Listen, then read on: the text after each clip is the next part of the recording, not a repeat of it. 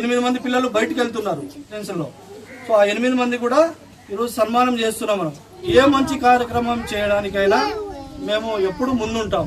అది ఊరు వాళ్ళు కావచ్చు, ఇంట్లో కావచ్చు, బయట వాళ్ళు కావచ్చు, ఎవరైనా సరే చదువు విషయంలో నేను ఎంత దూరమైనా వెళ్తా. పిల్లల కోసము ఆ పని ఎప్పుడు చేయడానికి సిద్ధంగా ఉంది. స్ట్రెంత్ మన ప్రైమరీ స్కూల్లో దాదాపు 40 మంది పిల్లలు ఉన్నారు. అంటే ఆ గుడ్ విల్ ఎందుకు ఉందంటే ఉపాధ్యాయులు, మెయిన్ ఉపాధ్యాయులు దీనికి కారణం.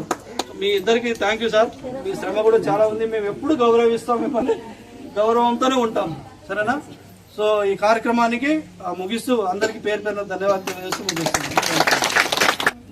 ఈ చారిటబుల్ ట్రస్ట్ నుంచి మనకి పిల్లల్ని ఎంకరేజ్ చేయాలని చెప్పి ముందుకొచ్చి గత ఎన్నో సంవత్సరాల నుంచి సేవలు అందిస్తున్నారు. అలాగే దాంతోపాటే కంటిన్యూగా ఇప్పుడు కూడా సేవలు అందించి వాళ్ళ కోఆపరేషన్ ఉందని తెలియజెప్పి ఎంకరేజ్ చేస్తున్నటువంటి హార్ట్ టు హెల్ప్ మెంబర్స్కి అండ్ గ్రామ పెద్దలకి అందరికీ నా నమస్కారం అండి.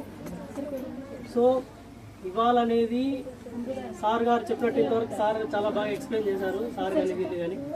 సో సాయం చేయడం అనేది చాలా తక్కువ అయిపోయింది. ఈ రోజుల్లో సాయం అనేది కనుమరుగైపోతున్నట్టుంది.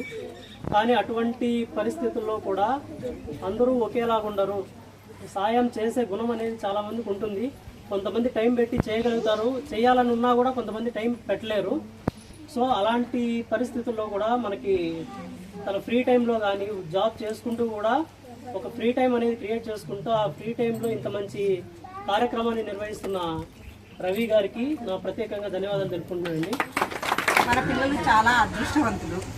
ఇలాంటి స్కూల్లో ఇలాంటి టీచర్స్ దగ్గర మెలుగుతున్నారంటే వీళ్ళు ఎక్కడైనా సాధించగలరు అనే దీనిలో మేమున్నామన్నమాట, పేరెంట్స్ కానీ మేము కానీ. కాబట్టి పిల్లలు చాలా చక్కగా చదువుకోండి, బాగుంటుంది. మనకు ఈ అవకాశం ఇచ్చిన రవినాయక్కి ధన్యవాదాలు తెలియజేస్తున్నాను.